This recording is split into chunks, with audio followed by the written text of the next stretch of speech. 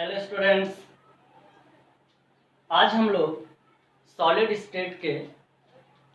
State का next lecture start करने वाले हैं। पिछले लेक्चर में हम लोगों ने पढ़ा है कि फलक केंद्रित घन एकक सेल, काय केंद्रित घन एकक सेल और सरल घन एकक सेल में कुल कितने परमाणु होते हैं। आज हम लोग ये पढ़ते हैं कि जो सरल घन एकक सेल है, काय केंद्रित घन एकक सेल है और फलक केंद्रित घन एकक सेल है, उसमें जो परमाणु उपस्थित हैं वो उस पूरे घन सेल का कितना भाग कवर कर रखे हैं, वो कितना हिस्सा घेर रखे हैं, आज हम लोग इसके बारे में पढ़ेंगे। और किसी भी घन सेल में उपस्थित जो परमाणु होता है उस घन सेल के आयतन के जितने हिस्से को कवर करता है वही कहलाती है संकुलन क्षमता। आज हम लोग पढ़ेंगे बेटा संकुलन क्षमता।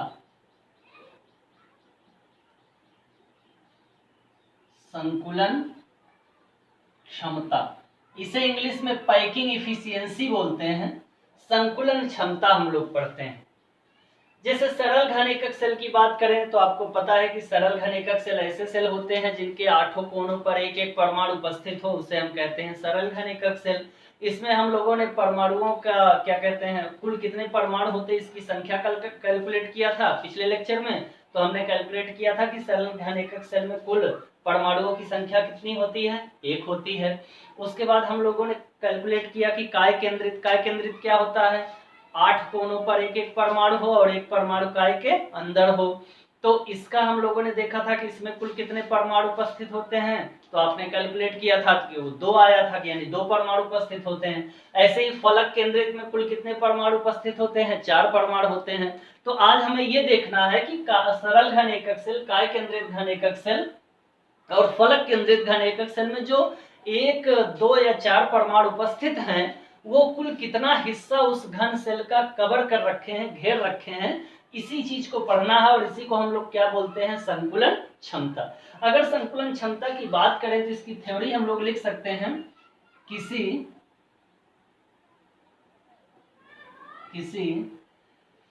क्रिस्टल जालक में उपस्थित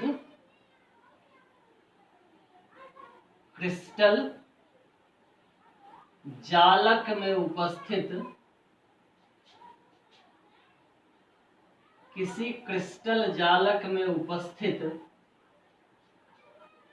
अवयवी कण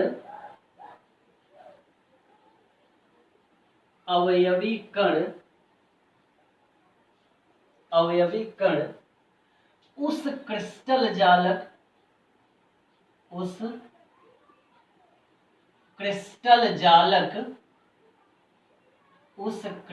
जालक के कुल आयतन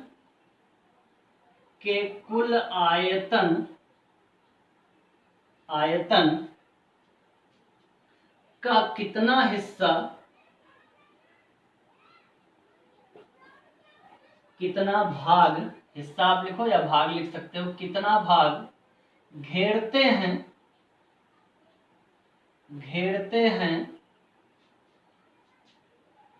क्रिस्टल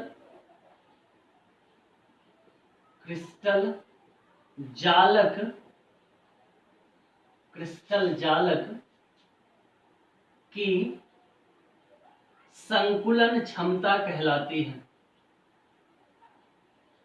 संकुलन क्षमता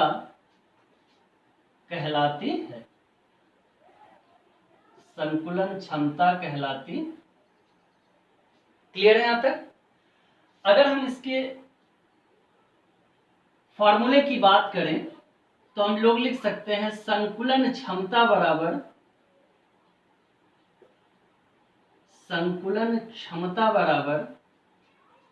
अवयवी कणों का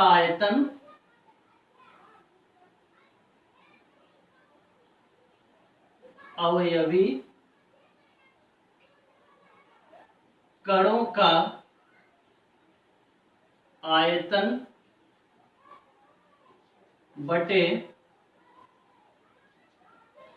क्रिस्टल जालक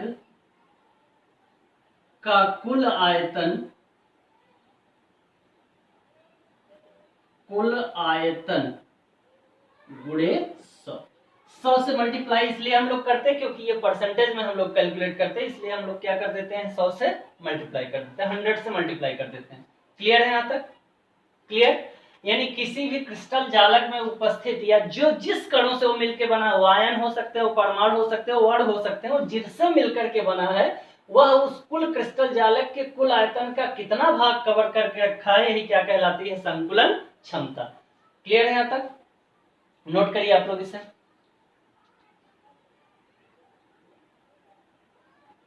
हो गया?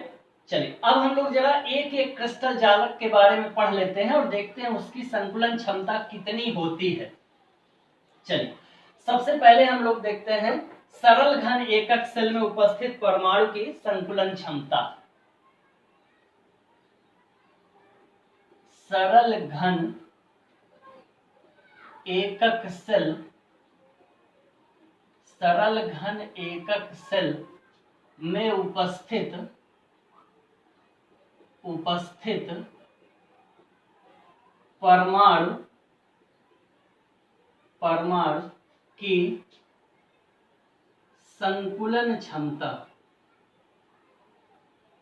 संकुलन क्षमता,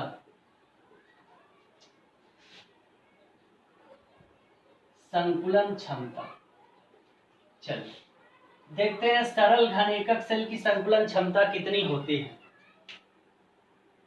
एक एक के बारे में हम लोग पढ़ते हैं।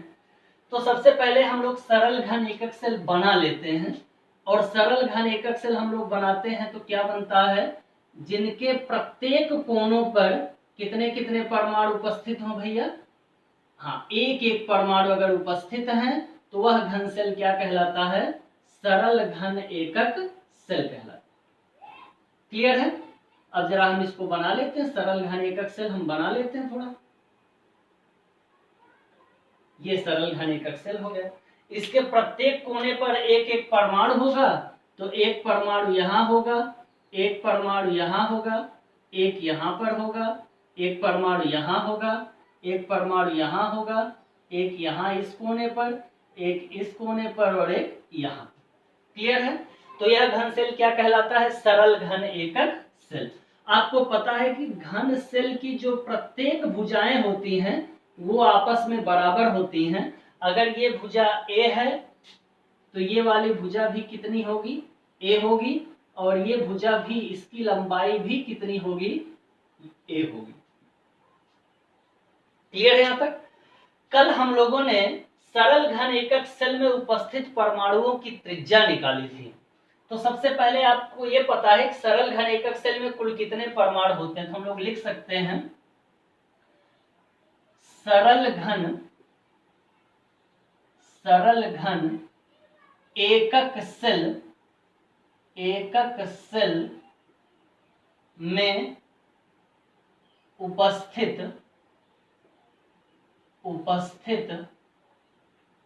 कुल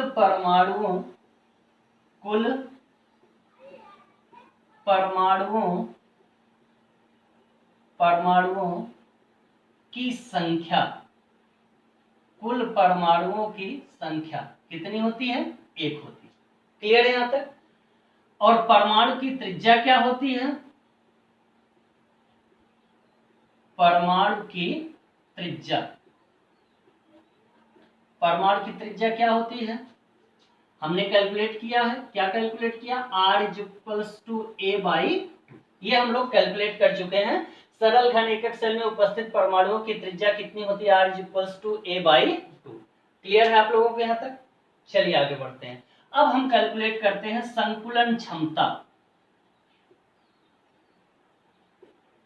संकुलन क्षमता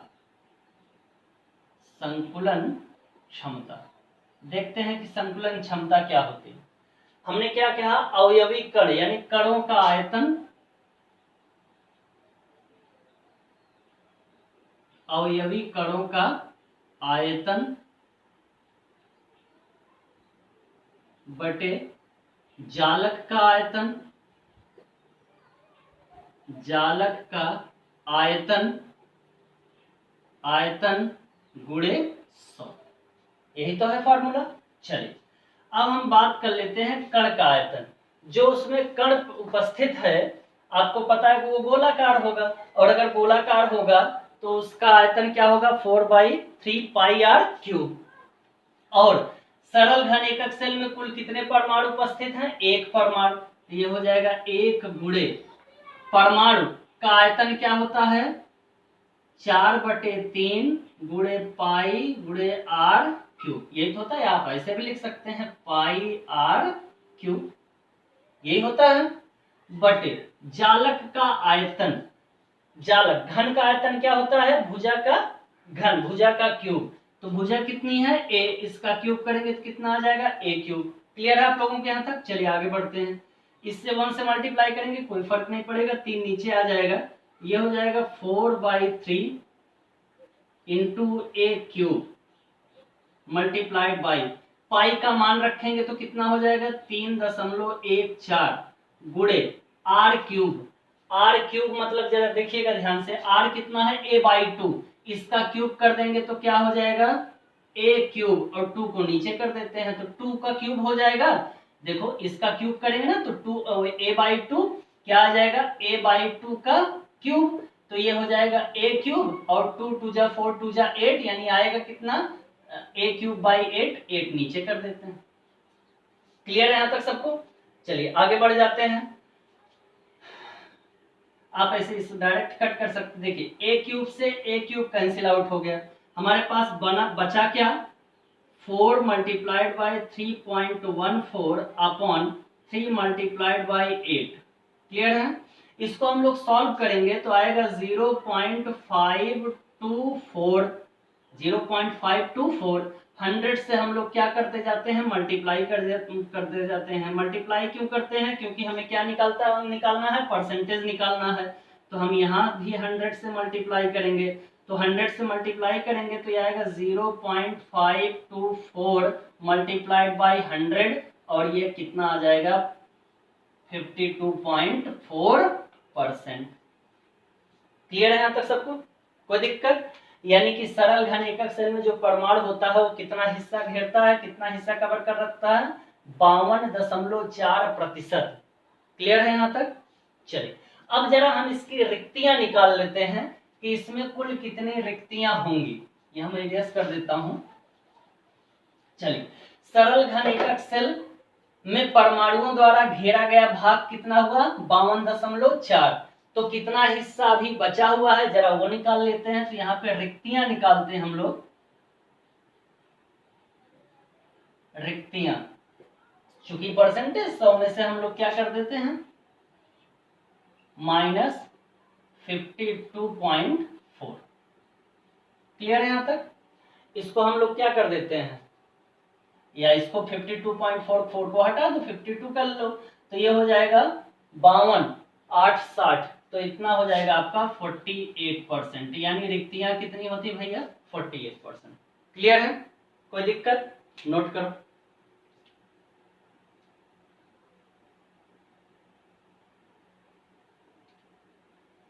ठीक, अब जरा हम लोग देख लेते हैं काय केंद्रित घन एकक सेल में उपस्थित परमाणु की संकुलन क्षमता।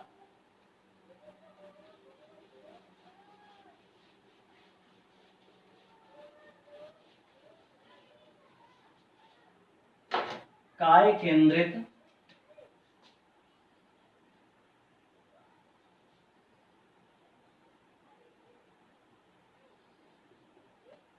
काय केंद्रित घन सेल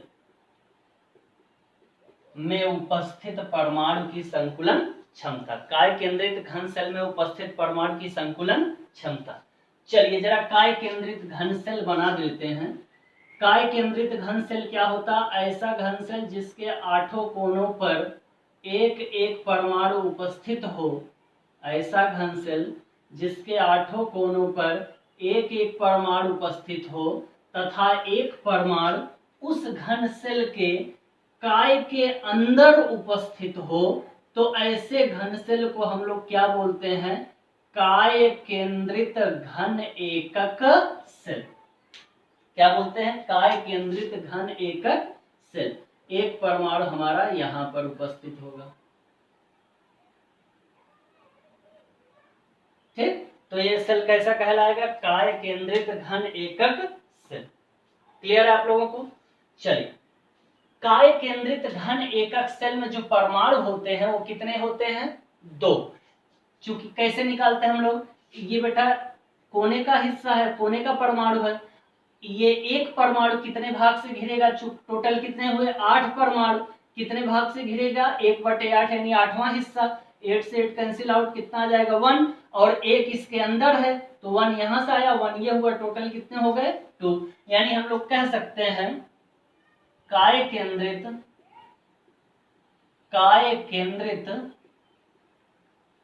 घन एकक सेल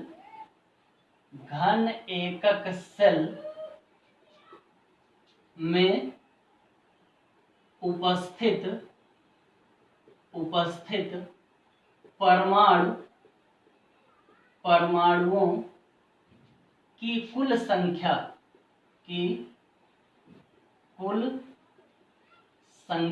कितनी होती है? 2। और परमाणु की त्रिज्या हम लोगों ने निकाला है।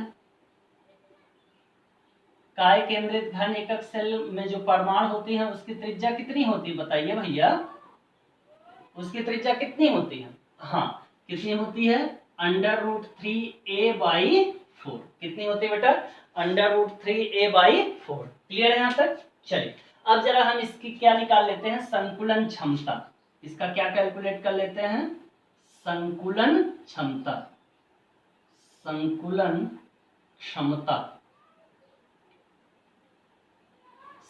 क्षमता कैलकुलेट करेंगे तो क्या होता है? अवयवी कणों का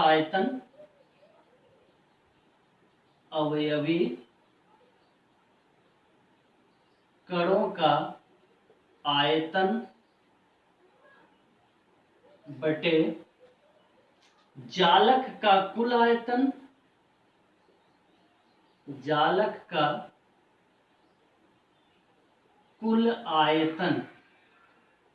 गुणे 100। चूंकि परसेंटेज है तो 100 से मल्टीप्लाई कर देते हैं। चलिए, अब जरा ये देखिए कि जो कण है, अवयवी कण परमाणु जो है, उसका आयतन कितना हो जाएगा? 4/3πr³। लेकिन काय केंद्रित घन एकक सेल में कुल कितने परमाणु हैं? 2। एक परमाणु का कितना हो जाएगा? 4/3πr³ यानी 4/3πr³। परमाणु कितने हैं? 2। 2 से मल्टीप्लाई कर देते हैं तो ये हमारा हो जाएगा 2 × 4/3πr³ अपॉन कुल आयतन भुजा का घन, ये हो जाएगा a³। क्लियर है यहाँ तक सबको? चलिए आगे बढ़ जाते हैं। अब देखिए, ये हो गया 2 × 4 × 3.14 पाई की वैल्यू रख देते हैं इनटू r³। यहां से हम लोग त्रिज्या कैलकुलेट कर सकते हैं तो r³ कर देंगे तो जरा देखिएगा ध्यान से, √3a³ अपॉन, देखिए ये यहाँ पे 4/3 है, हम सॉल्व करेंगे तो 3 नीचे चला आएगा तो ये हो जाएगा 3 × a³ × 4 का क्यूब, इसका क्या हो जाएगा? क्यूब। क्लियर है सबको यहाँ तक? कोई दिक्कत? चलिए अब यहां से देखिए सॉल्व करेंगे हम लोग तो क्या निकल के आएगा? 2 × 4 × 3.14 अब ये हो जाएगा √3, इसको हम लिख सकते हैं √3 × √3 तो ये हो जाएगा 3 × √3 × a³ अपॉन, क्लियर है यहाँ तक? ये हो जाएगा 3 × 4 यानी कि ये हो जाएगा 64। कितना हो जाएगा? 64 मल्टीप्लाइड बाई a³ से a³ क्या हो जाएगा? कैंसिल आउट हो जाएगा। क्लियर है? अब हम यहाँ पे √3 की वैल्यू रख देंगे, पूरा सॉल्व करेंगे अगर हम इसको, तो इसको पूरा सॉल्व करने के बाद हमारे पास निकल के आता है 0.68 और यहाँ हम लोग क्या कर देंगे? 100 से मल्टीप्लाई कर देंगे। 100 से मल्टीप्लाई अपन क्यों करते हैं? क्योंकि अपने को क्या निकालना है? परसेंटेज। तो यहाँ भी हम लोग क्या करेंगे 100 से मल्टीप्लाई कर देंगे तो टोटल कितना आ जाएगा 68%। कितना आ जाएगा 68%। क्लियर है। अगर आपसे कोई पूछे कि इसमें रिक्तियां कितनी हैं तो 100 में से यानी 100 में से 68% आप माइनस कर दीजिएगा, कितना आ जाएगा 32%। क्लियर है। यानी कि काय केंद्रित घन एकक सेल में जो परमाणु उपस्थित होता है बेटा, उसमें जो परमाणु उपस्थित होता है वो कुल कितना हिस्सा कवर करके रखता है 68%, जबकि सरल घन एकक सेल का कितना कवर करता है 52%। इसको जल्दी से नोट करो, हम लोग आगे बढ़ जाते हैं। फलक केंद्रित घन एकक सेल नोट करिए। हो गया। चलिए अब हम लोग पढ़ लेते हैं फलक केंद्रित घन एकक सेल में जो परमाणु है उसकी संकुलन क्षमता कितनी होती है। यानी हम ये कह सकते हैं कि वो घन सेल का कितना हिस्सा कवर करके रखेगा। तो हम यहाँ पे कर लेते हैं फलक केंद्रित घन एकक सेल में उपस्थित परमाणु की संकुलन क्षमता। चलिए जरा फलक केंद्रित घन एकक सेल बना लेते हैं बेटा। तो फलक केंद्रित घन एकक सेल हम लोग बनाते हैं, क्या जानते हैं, ऐसा घन सेल जिसके 8 कोनों पर 8 परमाणु उपस्थित हो, यानी प्रत्येक कोने पर एक एक परमाणु हो और एक एक परमाणु उस घन सेल के फलकों के केंद्र में उपस्थित हो, तो हम ऐसे घन सेल को क्या बोलते हैं, फलक केंद्रित घन एकक सेल बोलते हैं। क्लियर है आप लोगों को यहाँ तक, कोई दिक्कत किसी को? चलिए आगे बढ़ते हैं। और एक एक परमाणु कहाँ पर होगा बेटा, इसके प्रत्येक कोने पर, एक यहाँ पर, एक यहाँ पर, एक यहाँ पर, एक परमाणु यहाँ, एक परमाणु यहाँ, एक परमाणु यहाँ और एक परमाणु यहाँ। तो ऐसे घन सेल को अपन क्या बोलते हैं, फलक केंद्रित घन एकक सेल।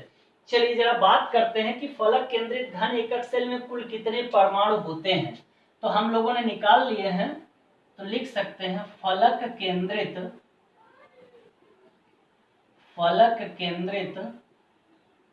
घन एकक सेल में उपस्थित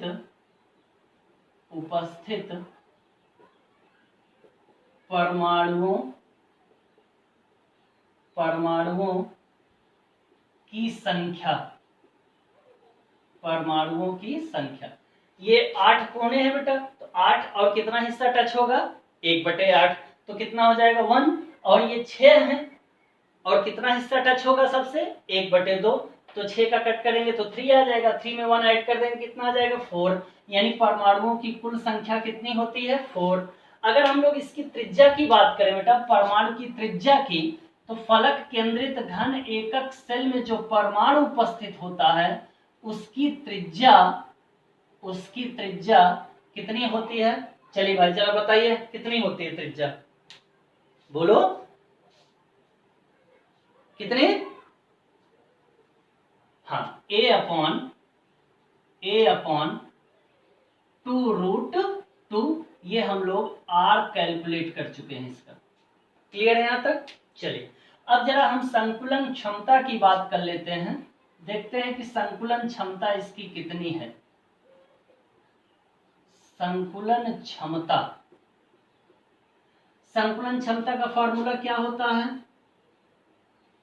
अवयवी कणों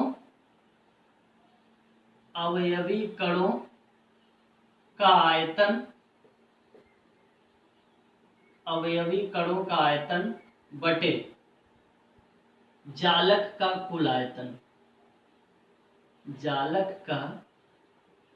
कुल आयतन। क्रिस्टल जालक का यानी घन सेल का कुल आयतन गुणे कितना होता है बेटा 100। चलिए अब जरा हम लोग कैलकुलेट करते हैं। एक कण का आयतन कितना होता है 4/3 πr³। कुल कितने परमाणु उपस्थित हैं 4, तो हम लोग लिख सकते हैं 4 × π/3 πr³ अपॉन a³। यहां तक सबको क्लियर है, किसी को कोई दिक्कत? चलिए आगे बढ़ जाते हैं। 4 × पाई की वैल्यू रखेंगे तो आएगा 3.14 इंटू आर क्यूब, आर कितना है a/2√2। क्लियर है सबको यहाँ तक? तो ये हो जाएगा a क्यूब अपॉन, नीचे क्या आ जाएगा बेटा, a क्यूब मल्टीप्लाइड बाय 3 नीचे आ जाएगा, मल्टीप्लाइड बाय, देखिए 2√2, तो इसका क्यूब करेंगे तो 2√2 multiplied by 2√2 multiplied by 2√2। Clear है सबको यहाँ तक? देखिए √2 ये हो जाएगा 2, तो 2 2 जा 4 2 जा 8 यानी 8, और यहाँ कितना हो जाएगा आपका 2 मल्टीप्लाई बाय 16√2, ये आ जाएगा 16√2। a क्यूब से a क्यूब कैंसिल आउट, इसको अगर हम लोग टोटल सॉल्व करते हैं, इसको इस पूरी वैल्यू को सॉल्व करेंगे तो ये आएगा 0.74। चूंकि हम लोग क्या निकाल रहे हैं, बोलो, संकुलन क्षमता किसमें कैलकुलेट की जाती है, परसेंटेज में, तो कितने से मल्टीप्लाई कर देते हैं, 100 से, और 100 से मल्टीप्लाई कर देंगे तो ये कितना आ जाएगा, 74%। कितना आ जाएगा बेटा, 74%। क्लियर है यहाँ तक? किसी को कोई दिक्कत, बोलो? 74% हो जाएगा। अच्छा 74% ये है, यानी इसमें जो परमाणु है 74% कवर कर चुके हैं, तो कितना बचा हुआ है, आप 100 में से क्या करोगे, उसको डिवाइड कर दोगे, सॉरी डिवाइड नहीं, सब्ट्रैक्ट कर दोगे, 100 में से उसको क्या करोगे, सब्ट्रैक्ट कर दोगे, तो क्या निकल के आ जाएगा, 74 है, 74 में 6 ऐड कर देंगे तो 80 हो जाएगा, 20 यानी 26% क्या होता है बेटा, इसमें रिक्तियां होती हैं। क्लियर है यहाँ तक? कोई दिक्कत किसी को, बोलो? यहाँ तक कुल कितनी रिक्तियां हो जाती हैं, 26%। नोट कर लीजिए, हो गया? चलिए अब हम लोग स्टार्ट कर देते हैं।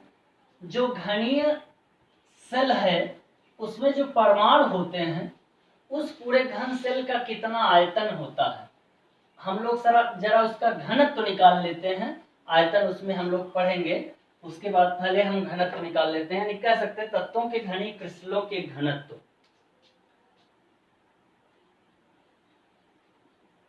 तत्वों के घनीय क्रिस्टलों के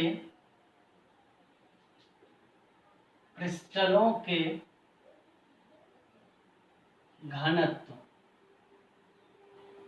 तत्वों के घनीय क्रिस्टलों के घनत्व। जरा हम इसके घनत्व के बारे में बात कर लेते हैं बेटा, इसका घनत्व कितना होता है। क्लियर है? सबसे पहले हम एक घन सेल बना लेते हैं। घन सेल को बनाएंगे तो हमारा घन सेल कुछ इस प्रकार से आएगा।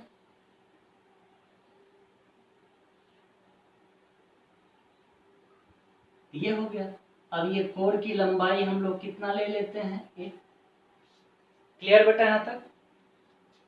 तो हम लोग कह सकते हैं घन सेल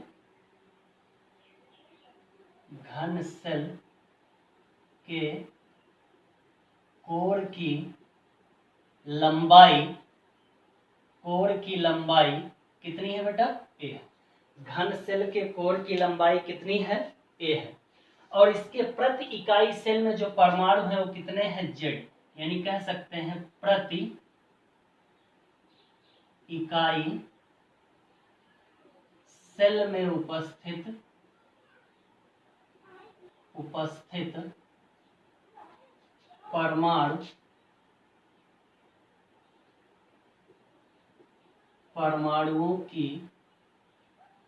परमाणुओं की संख्या ये कितनी है, z है। प्रति इकाई सेल में उपस्थित परमाणुओं की संख्या कितनी है, z है। और उस पूरे तत्व का, जो तत्व लिया गया है, तत्व का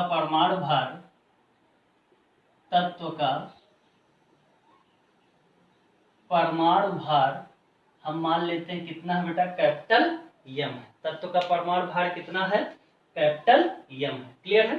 तो जरा उस घन सेल का आयतन निकालेंगे तो आयतन क्या हो जाएगा,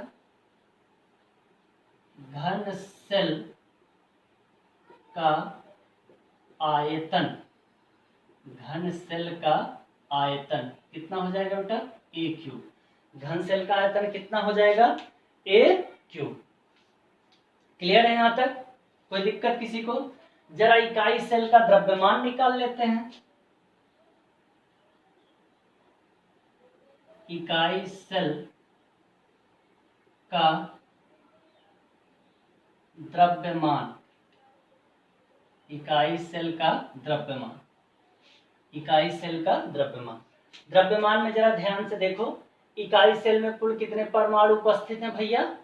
कैपिटल जेड। इकाई सेल में कुल कितने परमाणु उपस्थित हैं? Capital Z. और एक परमाणु का भार कितना होता है? स्मॉल एम मान लेते हैं, तो कितना हो जाएगा बेटा? Z multiplied by small M, Z multiplied by small M. Clear सबको यहाँ तक? बोलो। चलिए अब जरा द्रव्यमान निकालते हैं, एक परमाणु का द्रव्यमान। तो यम बराबर होता है भार बटे परमाणुओं की संख्या, यानी एन ए। कितनी होती है? N A. एन ए को क्या बोलते हैं? Avogadro number. अब जरा हम लोग घनत्व की बात कर लेते हैं, अर्थात घनत्व, अर्थात घनत्व रो इज इक्वल्स टू, घनत्व क्या होता है भैया? बोलो। द्रव्यमान बटे आयतन। घनत्व का फार्मूला क्या होता है? द्रव्यमान बटे आयतन। तो ये हो जाएगा द्रव्यमान बटे आयतन। क्या हो जाएगा? द्रव्यमान बटे आयतन। क्लियर है सबको यहाँ तक? परमाणु का द्रव्यमान कितना है? Capital M. परमाणु का द्रव्यमान कितना है? Capital M.